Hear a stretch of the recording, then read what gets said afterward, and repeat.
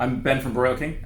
This is actually part one of our Do More series. It's meant to be an instructional series of videos that we're going to hopefully do weekly.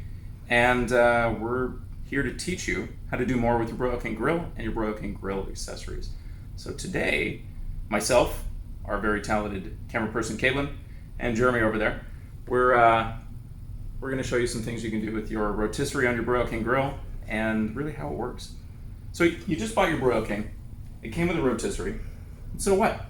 How do I use this thing? What are the tips, the tricks, and the techniques we need to know to use it to its best, to get that perfect rotisserie chicken, that perfect prime rib, that perfect rotisserie leg of lamb?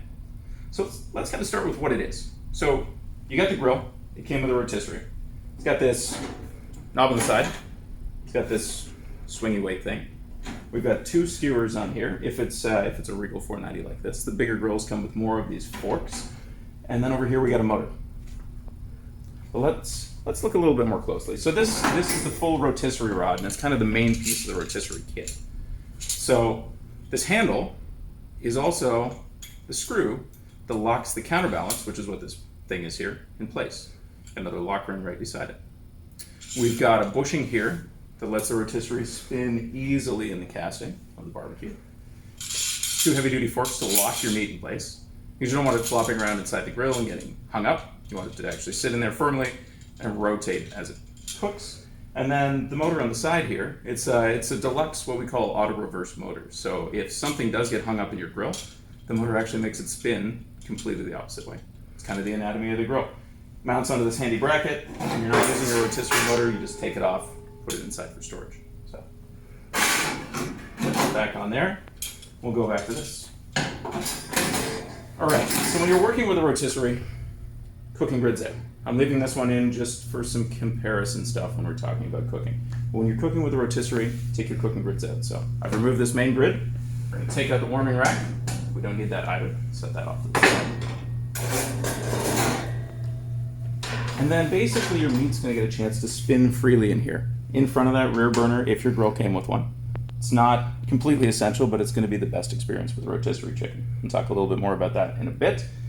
And then you're gonna wanna take a drip pan, by the way I've got one right here, and you're gonna wanna put it underneath the meat, directly below where it sit, inside the grill. So when you're getting to do a rotisserie cook, a couple things that I want you to be aware of, because it's really important when you're rotisserie grilling. Take your rotisserie rod first before you put any meat on it, and put it into the grill. So see the end there? Square end, square fitting on a rotisserie motor. We want to slide it right in so that it sits deep into the rotisserie motor. That's what's going to hold it in place and help it spin. But what keeps it in there? Well, that bushing piece that we talked about earlier that sits over here, you want that thing locked in nice and tight. Now, see where I've got the screw? If I were to put the screw on the other side, there's a chance that it could rub on the inside of the casting here. So we're going to put the screw to the inside. I'm going to take a handy screwdriver, and I'm going to put a little bit of force on the rotisserie rod, and then pull the bushing, and then tighten it up like this. And that way the bushing pushes on the rotisserie rod to keep it inside the motor. As it's spinning, there's no chance that it can back up and fall out, because you don't want this to stop spinning when you're cooking. So once I've got that locked in place, we can kind of talk about step 2. So we've got a rotisserie rod that's ready to go. We're going to take this fork off. Are we going to put the meat on? No way. Not yet. You want to take your other rotisserie fork, and you want to figure out where center is. So Caitlin, let's take a look at this burner here. All the way over here on the left, we've got ports, and they go all the way over to where the spark generator would be here on the right. If we're cooking one chicken, we want to have that sit in the center. It's going to look great. It's where it's basically going to cook best. So we're going to take our rotisserie rod, we're going to put it back in, drop it in like so. We'll find kind of where the center is, and we'll lock in that first fork. Because once that's locked in, we know where roughly center of the grill is. So then we can take this thing, and when we head over to Jeremy there to get everything set up, we know where that chicken's going to sit on the left. As soon as he puts that fork on to the right side, everything's locked in place and ready to spin. That's the grill. That's how the rotisserie works. But what else do we need? You know, we've got grill accessories here. So this rod's going to get hot while you're cooking. Since it's going to get hot, you need some heavy leather grilling mitts, or any heavy grilling mitts that you're going to have that are going to actually take the heat of this when you take it off the grill. we want to baste that chicken with goodness. So we need a basting set. Nice bowl, good basting brush to go along with it. We need, as we saw on the grill, we need a drip pan. So we've got a handy drip pan. And in the Broil King line, we've got them in either the disposable aluminum pans or good reusable stainless pan. This one here you can actually hook up to with the grid lifter. It's my favorite to use. We obviously need a cutting board for prep and carving. And we're working with poultry, so you need a thermometer. Those are the tools that you're going to need for this.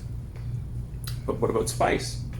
So we've got a full line of Broil King spices that you can use. We've got a barbecue rub, we've got a KC barbecue rub, we've got a perfect steak. You're going to need that as your base. And then anything you build on top of it. So when we're basting the chickens later, we've got a mixture of our perfect barbecue rub, a little bit of thyme, a little bit of garlic, some olive oil. We're going to baste that onto the chickens as they go. Add a little bit of flavor to them. All right, so we're going to go over to Jeremy here. He's going to do all the actions. I'm going to do the narration. And get this chicken ready to go. So we've got that first fork in place. We've got the bushing set in place. The counterbalance here is going to be a bit of a pain. So since we don't need it yet, I'm going to take all of the tension off it, and it can just spin freely. Now, the first thing he's going to want to do with this chicken, he's got it out, he's got it cleaned, he's taken off any of the store-bought ties that are on it. When you're looking at it, when they butcher the chicken, there's going to be some areas that might have a little bit of extra feathers, so usually that'll be at the top. So you take a look at the top of the bird, maybe there's some extra feathers, extra skin up there. You can trim any of that off if you'd like. At the bottom, and I'll just wait for him to do this, at the bottom, when they go into the cavity of the chicken, you end up with these two flaps of skin at the bottom. There's a lot of chicken fat on it. It will never cook up as crispy and delicious as any of the rest of the skin on the bird. So what we'll generally do is we'll just cut that off. So we'll take off that entire flap on both sides.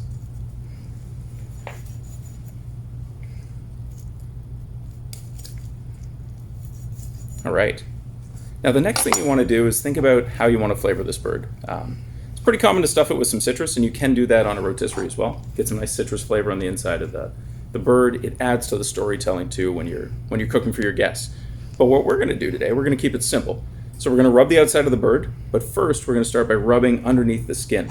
So what he'll do is he's going to take his fingers, he's going to separate the skin from the breast of the chicken, and then he's going to rub some of that barbecue rub up underneath it, all the way up to the top, and basically fill that cavity with a little bit of olive oil and some barbecue rub. Now what this does is it gets the flavor directly onto the meat itself. The skin makes a pretty good barrier that prevents a lot of that flavor from getting to the meat below. So if you cook a chicken that's got that beautiful skin and the skin peels away after you're done cooking it, whoever ends up with that tasty piece of skin has most of the flavor stuck to it. If you do it this way, you've got flavor on the meat and flavor on the skin, just builds it up in layers. So he's going to rub a bunch of the barbecue rub and some olive oil onto the breast, between the skin, and then he's going to rub up the outside of the chicken as well. All right, while he's doing that, I'm going to talk about cook times. One of the biggest questions I get when it comes to cooking chickens is, how long does it take? Is it an hour, hour and a half? And that varies greatly. I've cooked chicken throughout North America, a bunch of spots in Europe. Depending on the chickens, that cook time can vary greatly. A very lean chicken cooks quick, and a fatty chicken takes a lot more time to cook. It's got a lot more moisture. So always go by doneness. When that chicken hits, I like to say 170 because it's the easiest number to just pinpoint for most people. When it hits 170 in the thickest part of the thigh or the thickest part of the breast, it's ready to serve. And it's going to be nice and juicy on your rotisserie. Anything past that and you're getting into potentially dry chicken, anything below that, and you don't want to be serving anyone something that's raw, especially in any of those areas that are tied tight or pinned tight on the rotisserie. So always check the temperature throughout. When you get close to a recommended time around an hour and a half, check that. If it's done early, great. If it takes longer, who cares? The perfect chicken will be ready when it's ready. So he's got this all rubbed up. We've already got a rotisserie fork pinned in place. Now he's going to start pinning the chicken onto the rotisserie. So if you want to grab the rotisserie rod there, Jeremy. All right, so you can go in through either the head or the butt on the chicken. Doesn't matter which one's first. When he goes in through the butt this way, he's going to go partially in, and then he's going to pick up the other fork without taking the chicken off the board. You want to keep the chicken on the board. It keeps your counter nice and clean. So just kind of work your way through slowly. Don't stab yourself in the hand. And then as he starts to get into the chicken, the bottom end where the legs are is a little bit more tricky because you want to use those forks to trap the legs. Because if you trap the legs with the forks, you don't actually have to tie them with any of the twine. And then a quick tip on twine. I'm just going to put this in front of the camera here. If you pre-cut your twine, you don't have to handle this with those chickeny hands. So pre-cut your twine, and you don't end up with raw chicken guck on your bolts of twine. So you can see how he's got the legs pinned, and then he's just going to use the other fork to hold the top. And when you're pinning into the top, just pin as much of the breast and body cavity as you can. If you can get 3 forks into the top of the chicken, that's perfect, because that's lots and lots of hold. Perfect. You see the way that he's got it? The 2 short forks go between the breastbone and right behind the spine, and then the 2 main forks go right into the chicken breast, so you got lots of hold with this thing. And when he puts it together, he's pinning it tight, but not too tight. You're not completely squishing the chicken, but it's got a nice hold. So Jeremy, just give that thing a shake and kind of show how tight it's on there. So the first thing we see that's wobbling is what? We got wobbly wings. So we've got to tie those down. Now if he ties them on the board here, he could just finagle this underneath and tie it. The best place to do it is just right on the grill. So Jeremy, come around with the chicken, and we'll just tie this thing up on the grill itself. And you notice we got the counterbalance that's just still swinging around freely. So we're going to use it in just a second. So just drop it in place, but don't put it into the motor.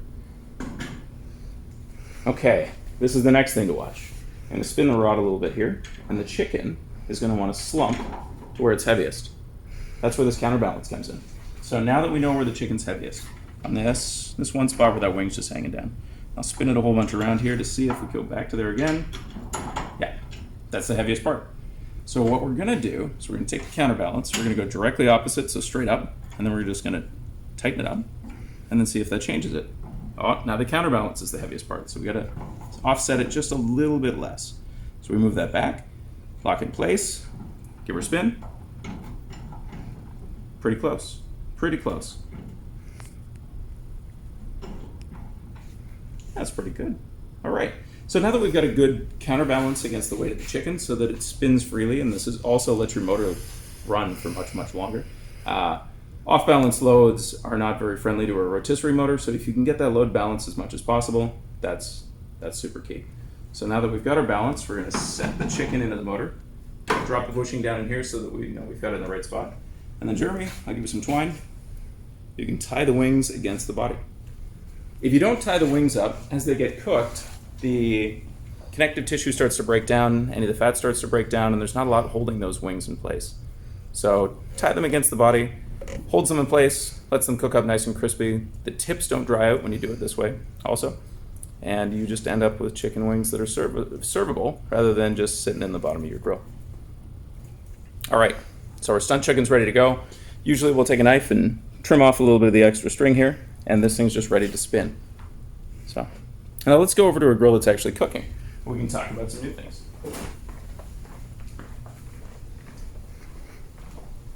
All right, so on the Imperial here, we've turned off the hood fan because it's incredibly noisy and we're filming a video, but on the Imperial, we've got 2 chickens that are rotisserie grilling. They've been on here for a while. We've got our drip pan underneath. We've got the rotisserie burner going nice and low in the back, just putting a perfect golden brown on them. And a couple things that you'll notice. So on these birds, we tied them. We tied the wing, just like we did on the test bird over there. We tied the wings and the legs between these two together. And then since we didn't pin the legs totally at the bottom, we just put another length of twine on them to hold them in place. So these 2 chickens here are held in place by 2 forks and the fact that they're basically wedged together. So as you spin this around, kind of watch what's happening. We've got one chicken that's facing up and we have another chicken that's facing down. When we were talking about the counterbalance, the heaviest part of the chicken is usually the breast meat. If you mount it perfectly onto the rotisserie rod, the breast meat's going to be the heaviest part and it wants to go to the bottom. So to try to balance it as much as possible before we set the counterbalance, we put one breast down and one breast up on this chicken. That way it spins as freely as possible as it goes. Then you use the counterbalance to kind of pick up the rest. You don't have anything flopping around in the grill where you're cooking.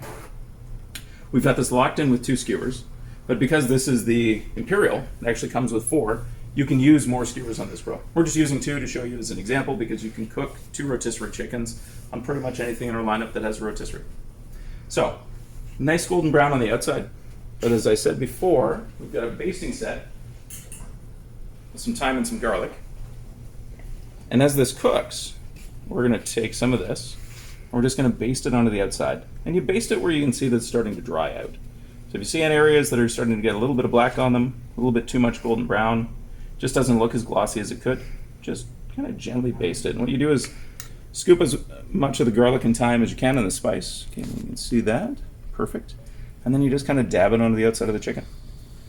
And this will roll around on the outside. You do this up until about 15 minutes from the end of your cook. So you don't want to do this right before you're finished. You actually want to get some heat into it afterwards. And then you basically just baste the chickens, and it helps them get that much more golden brown. Adds a little bit more flavor to the outside. We can see the drip pan below. So on our test grill over there, we already had the drip pan in place. When you do a drip pan, don't fill it up on the counter and bring it to the grill. It's an easy way to splash it around and spill it. So when you're getting the grill preheated, when you're getting everything ready to go, put the pan in place, put some citrus, put some onions, put some color and flavor into there, some great aromatics that have a smell, and then add in some juice or water, whatever you want to put into the drip pan while it's sitting on the grill. Prevents it from sloshing around, prevents you from spilling it, just makes it that much easier to work with. Always keep an eye on your drip pan. Like I said at the start, you don't have to cook with just a rotisserie burner. You can rotisserie grill on any Broil King grill as long as you've got a rotisserie kit. So the rotisserie burner gives you some of the best results. This beautiful golden brown that you see on the outside, you're getting that from the direct radiant heat that's coming off of that burner. It's not very intense, but it's giving you this perfect golden brown. But any of these main burners can be turned on to rotisserie cook your chicken. Now here's what you're going to experience. If you were to use the left and right burner, none of that heat's directly below the pan, so you've got a lot of convective heat that just rolls around in the cook box and cooks these birds. You get a lot of the same golden brown, it just takes a little bit longer. If you use all four burners, you're putting heat directly below the pan, which means you're constantly boiling water and you're losing moisture. Now that's okay, because it's keeping the chicken nice and moist. But you gotta keep an eye on this, because if it goes dry, then it starts to burn. And that burn turns into some smoke, and that smoke just doesn't taste great. It's stuck to the outside of your chicken. So always keep an eye on your drip pan if you're gonna use your main burners. Other reasons you'd use these main burners: you don't have time to wait. You're pressed for time. You want those chickens sooner than later. You want to cook them faster. So turn on some of your main burners. You've already got one going in the back. It has lots of power. So it's very easy to overshoot your target. You don't want to cook a chicken up at 500 degrees. You want to cook a chicken between 350 and 400 degrees. So don't overshoot your target. Don't use too much power, but you can use this to give you a faster start. You just put the chicken on and oops, I didn't preheat the grill. You can preheat pretty quickly by turning on some main burners and the rotisserie burner at the same time. Just remember, watch your drip pan, don't burn your skin, and take your time, because the inside's got to cook to the appropriate doneness temperature to make sure that everybody's eating safe, healthy chicken. And now I got to do a recap here. So we know how to mount the rotisserie. We know how to control the burners. We know why you will use a drip pan and the accessories that we need to make sure that we're doing the best rotisserie chicken. So this is where we get to the challenge portion. So we're starting a new thing called Searing Saturdays. And part of Searing Saturdays is we've got this beautiful rotisserie chicken, but we want to see what you're doing. Knowing what you know now about how to set this up, make your best rotisserie chicken, take a picture of it, post it, tag us, and maybe we can send you some rotisserie grilling accessories to keep you going with your Broil King, creating new content. But like I said, this is a weekly session. We'll be doing it mainly to teach, to show you all the great things that you can do with Broil King Grill and help you do more. My name's Ben. I'm the Culinary Director here at Broil King, and thanks for watching.